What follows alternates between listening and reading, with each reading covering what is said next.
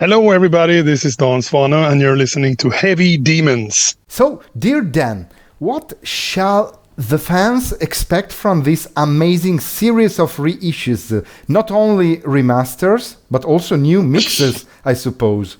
Yeah, I think they should expect the kind of ultimate version of these albums. It's like a little bit like you have a time machine, and you could go back in time and correct a few things here and there. And it's everything between. I have tried not to correct the music too much. I mean, I cannot correct the music on the remasters. They are what they are. They just sound a little bit better. And with the remixes, I haven't done anything that I think will upset anyone. But there are some creative things, stuff that I've been missing over the years that I couldn't do at the time for musical reasons or technical reasons. Little details here and there to give the remix just a little bit more than just being a copy of the original, because I also listen to a lot of remixes from my favorite records, and when they show up in my phone, sometimes I don't know if I'm listening to the original or the remix. I actually have to look on the display. Oh, okay, this is the remix. I don't hear any difference. And I don't really understand the point, It's like, I don't get it. So if you're making a remix, make sure that you try to make it how you should have done it in the first place, in my opinion, It is a bonus. It's not replacing the original in any format, in any way. It's there as a fan extra, And I think the reactions so far to the Twilight remix have been 100 times cooler than I expected, because I have been in the Edge of Sanity and Nightingale world now pretty much for the last 5-6 years, with the transfer of the tapes, finding all the old stuff at the Black Mark headquarters, anything from photographs to master tapes to old anything, and I thought I brought a lot of stuff. And then Benny and Andreas from Edge of Sanity, they took the car and they drive there one more time, and they brought home, 50 kilos worth of things. They took pretty much everything with Edge of Sanity on it, and then sent me off, to me in Germany. And it took an hour to only go through all this stuff. And I think, what the fuck? They saved everything from the first minute, And it's such a gold mine now when we do this expanded 32-page booklet for the CD. You have tons of stuff that no one ever saw before.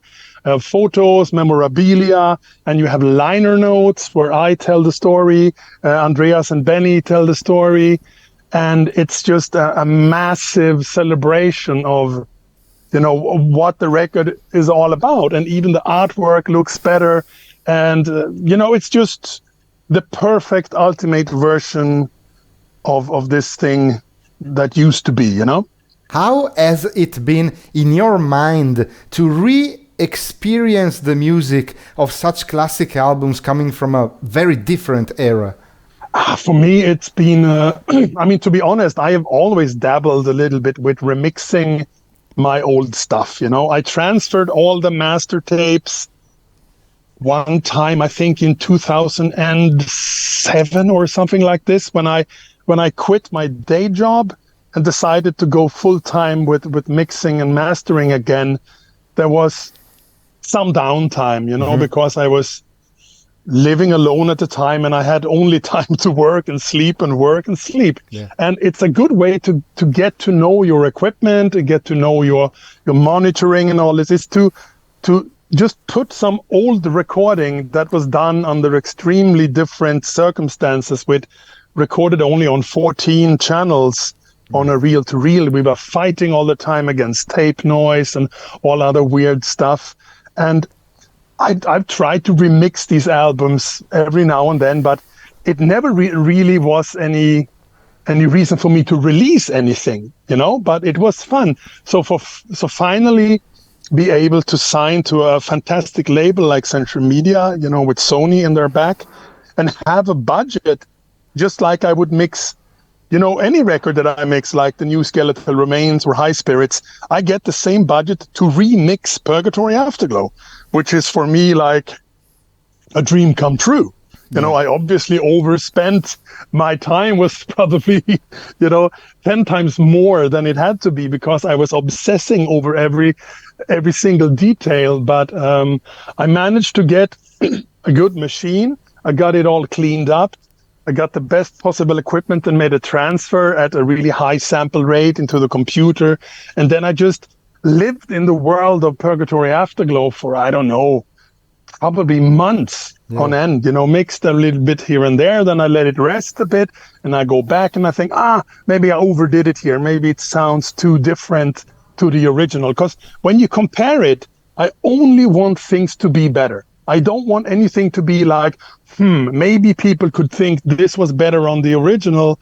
So I just wanted it to be like an enhanced version, like you see a VHS movie on a Blu-ray or, HD super streaming, just like the same thing, but better, with more power to everything really. And it was fantastic. And you have all these tools to do a lot of the stuff that you can clean up tracks so transparently today. It doesn't mean that the mix gets super clean and transparent. It's just that some of the noise you couldn't get rid of actually made the record sound a lot worse in the 90s because you didn't have the sophisticated tools of computerized mixing or be able to erase little weird things that, it's really like a restoration. And then you start mixing, and then in some of the cases, I even remixed my remix because it wasn't good enough, And I always had the original as my goal, and then I just say, okay, let's kill the original, but in a subtle way, and not like this. Oh, this sounds like a re-recording, or like it's recorded by another band all of a sudden, because you could, with the technology, you could re-record things, you could do all weird kinds of stuff. But it's important for me that when someone listened to the remixes and also the remasters, they should only think, oh fuck, this is a cool song, this is a great band, and they should not necessarily think, oh, what's going on here, why does this sound different, what's going on here. This kind of thing should not be there. You should not be distracted by the remix, like it is for me sometimes when I hear a remix and they have done some weird stuff with the drums, or they have removed some part of the sound that I like. I cannot listen to these remixes for more than a few seconds. Then I turn them off, delete them, and never listen to them again. Because you shouldn't have to suffer, only to listen to a remix. It's important that it's only enhancing what's already good. And to be brutally honest, some of the Edge of Sanity records sounds kind of crap. So it's not so complicated to make them sound better, It's not like I'm trying to remix the Black Album or Hysteria, you know what I mean? Yeah.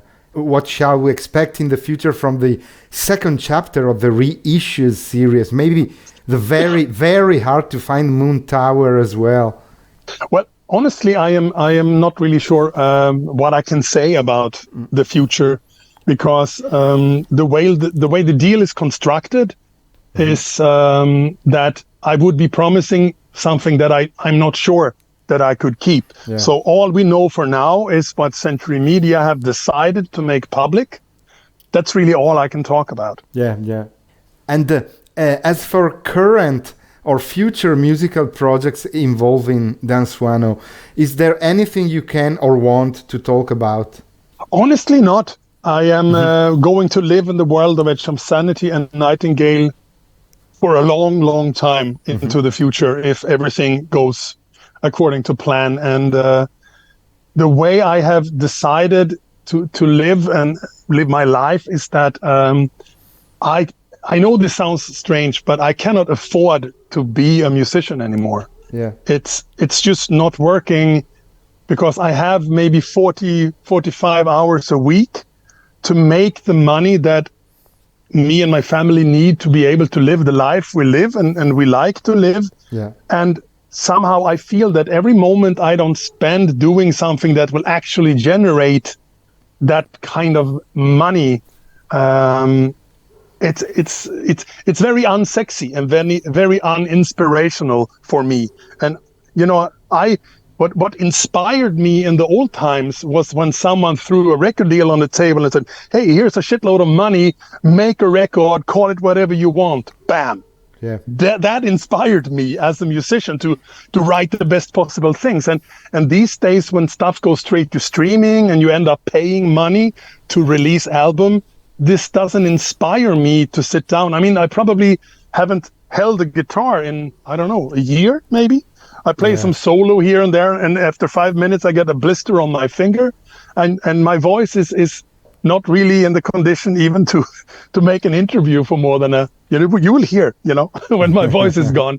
And this is because I am not really an active musician in that sense, but I am still very much a musician when I am working with Edge of Sanity and Nightingale heritage products, you know? Yeah, yeah. And how are things going at Unisound? Can you tell us something about this legendary studio back in the days and its presence in the year 2024?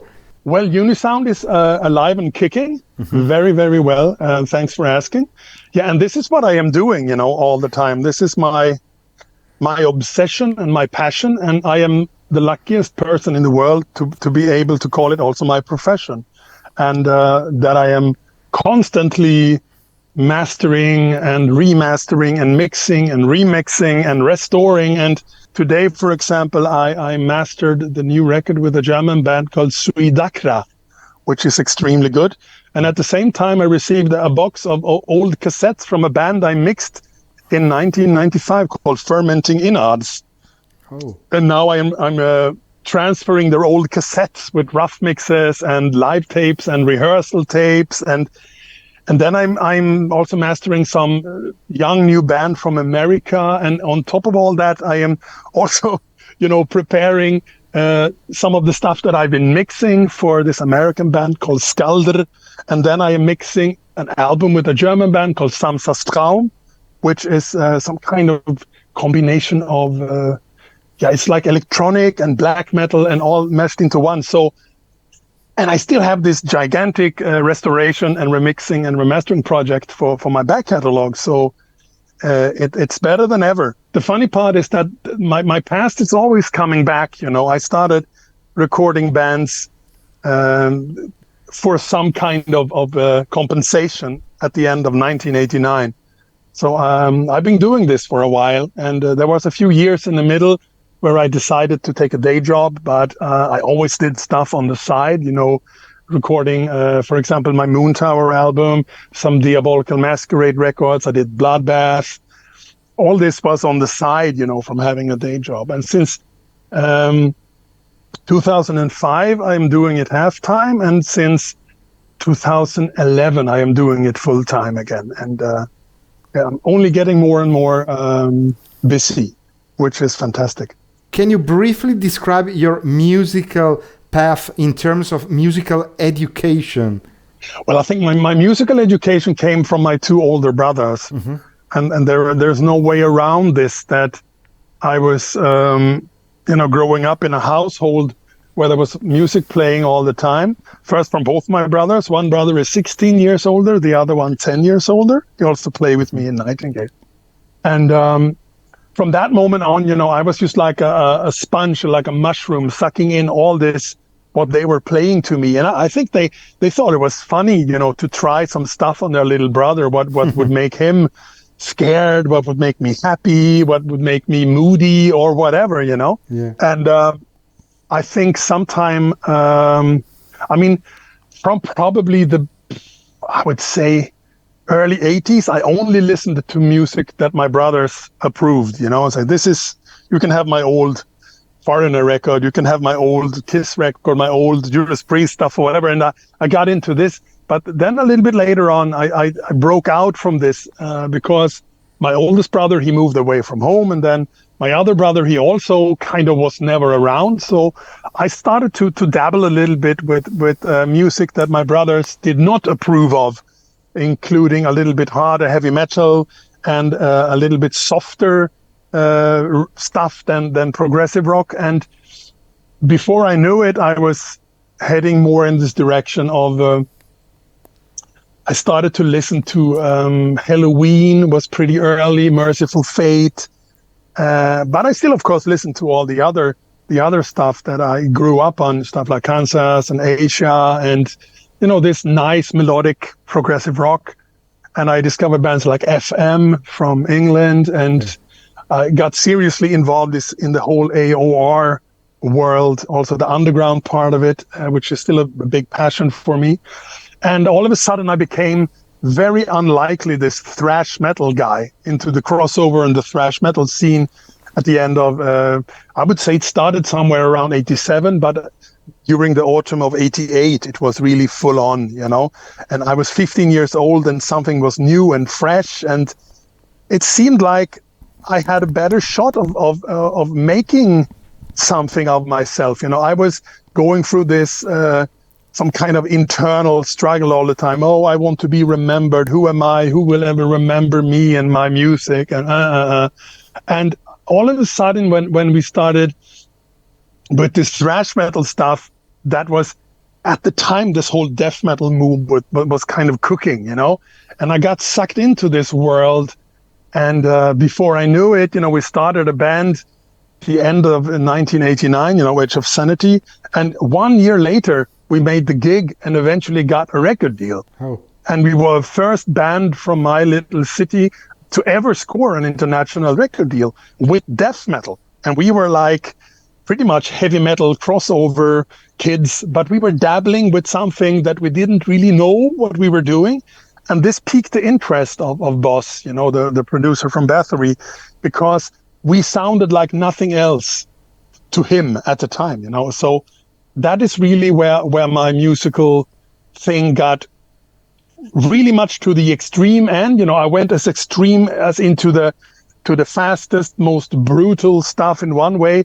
But at the other end, I would listen to Richard Marx and Johnny Hayes jazz and all this super soft kind of fusion pop kind of music. And then I would listen to Gentle Giant and UK and early Genesis and all this super progressive stuff, and it was like, if it means something to me, if I get goosebumps or if I get inspired, happy, or want to dance, want to mosh, whatever, it was my music. So I don't really care if it's a sappy ballad from the 70s or if it's a fucking song with, I don't know, Mortal Sin or Carcass or whatever. As long as I like the song, then I'm all for it. I got knee deep into the grunge, the indie, the shoegaze, almost like a junkie, trying every drug there is, to find the perfect high, so to speak. And I still only listen to the kind of music that I listened to up until I was maybe 20. I think I made my last main musical discoveries, and after that, it's all been the same. The same old playlist. Well, which are your fondest memories of the Swedish metal scene of the late 80s, early 90s? Well, I have many good memories in this way. I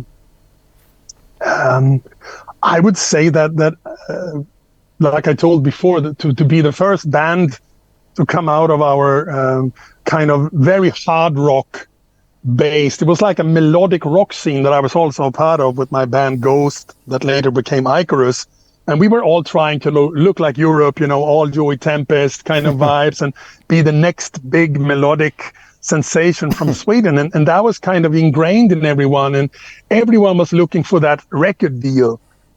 And when we decided then to go on, join the dark side and play this, and that we scored actually a record deal and got to release stuff on CD and vinyl and cassette. And that was a massive moment. And I was still very young, still a teenager, and that still rings pretty high for me, I must say. And then, of course, to be on Headbangers Ball, interviewed by Vanessa Warwick there on the show, and that was also a big thing. And there are many smaller victories, sometimes only listening back to what we had created with my symphonic band Unicorn was a really big deal also, that we were really a band in every sense of the word. We rehearsed like crazy, we recorded a lot of demos, and that was also a big moment for me. So yeah, and of course being able to have a recording studio and be a part of so many bands, recorded their first demo with me, like Marduk, and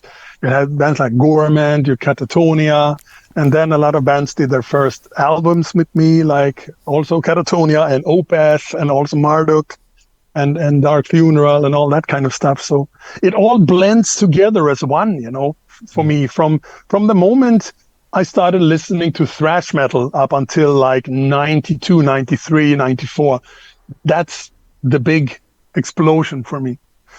Which final message and greeting would you send to your Italian fans? Have you got any personal memories related to Italy?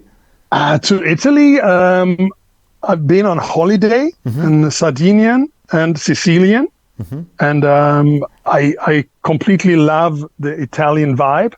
And of course, the Italian food is also fantastic. There's no denying it. I've worked with a bunch of Italian bands, Novembre and Oceana, and probably some that I will forget. I'm terribly sorry about that. But I would say that I think it's fantastic that people are still interested and people are still, people like yourself still give a fuck about what I am doing and what, we are doing as a band with Edge of Sanity and Nightingale. And I just wish that they get the same high from these reissues that I get, to get something like the Nightingale stuff for the first time ever on vinyl, Until Eternity Ends, the first time on vinyl, and also the Purgatory Afterglow, and later on the Nothing But Death Remains, sounding like it should have without all these strange dropouts and everything just being like the perfect, for me, it's like a gift to the fans, it is a thank you, because I could have also don't really given a fuck. And these things would have been reissued somehow, somewhere anyway. But I have really given so much more than I am being compensated for, because I want to, alone the fucking money I have spent on everything surrounding this to get the perfect photograph and to get stuff for the layout. I spent more than €1,000 only to get the Moon Tower cover in the original, from the original photographer. Yeah. In case it will be re-released later, which is still to this day not 100% clear. But I just couldn't live with myself to release it again with another cover, like we did a few years back, or have a shitty CD scan, So I know I need to get in touch and find the original photographer, and I need to ask him, do you still have the original Hasselblad photo you took of me in 1998? And he said, I think I have it, and this and that. And he found some photos of me also that was, I don't think I saw the photos ever. I think he thought, they look not so good, I will not work on them, So there's all this stuff that I just paid from my own pocket to make sure that the booklet is spectacular for the people who buy them. Just like I expect when I buy a Marillion CD book with all these liner notes, and I want to see shit that I haven't seen a million times before, that's important. So I really hope the Italian fans appreciate the reissues. And I thank you for your time also.